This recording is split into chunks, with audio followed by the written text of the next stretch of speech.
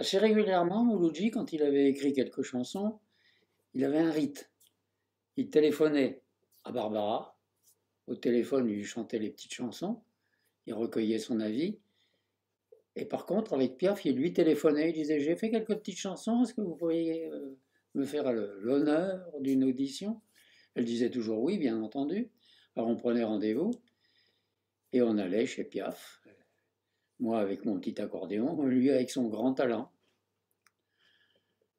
Et j'ai fait la connaissance, là, donc, de Piaf et de toute sa cour. Donc, on papotait avec Piaf de choses et d'autres. On médisait beaucoup dans l'entourage de Piaf. Et puis, on prenait rendez-vous pour une autre fois. Et puis, parfois, on était reparti pour un tour. Alors, il faut que je dise quand même quelques petites choses qui m'ont toujours un petit peu titillé depuis que je raconte mes mémoires. La voix de Piaf me fait encore maintenant frissonner. Elle m'arrache les tripes. Je suis un admirateur. Mais quand on la connaît, comme je l'ai connue, dans son environnement, on est souvent très déçu. Et c'est le cas de tous les contacts qu'on a avec les vedettes, quelles qu'elles soient, à 90% près.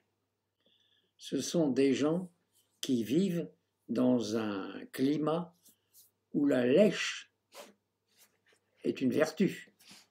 Il faut les admirer. On ne peut pas critiquer. Ou alors il faut y aller sur la pointe des pieds, donner son avis comme ça. Oui, mais...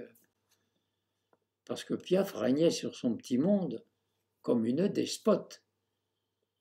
Tous ceux qui étaient dans son environnement marchaient dans leurs petits souliers. Il ne fallait pas dévier.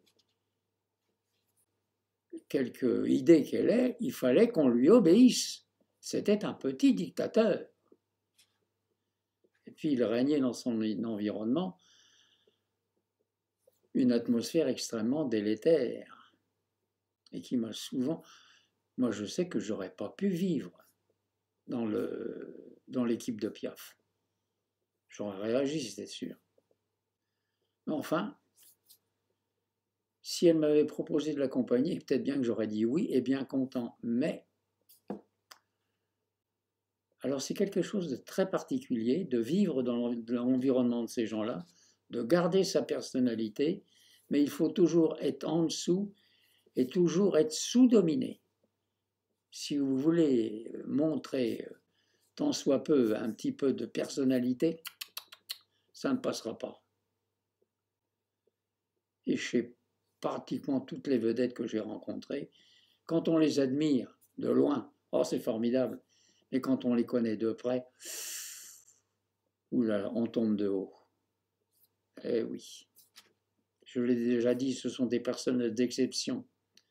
Et tous les personnages d'exception, on ne peut les juger quand on a vécu à leur côté. Et c'est pas toujours très drôle. Mais enfin, c'est un beau métier quand même. Vaut mieux que ça que de travailler dans les mines, comme disait ma mère. À bientôt.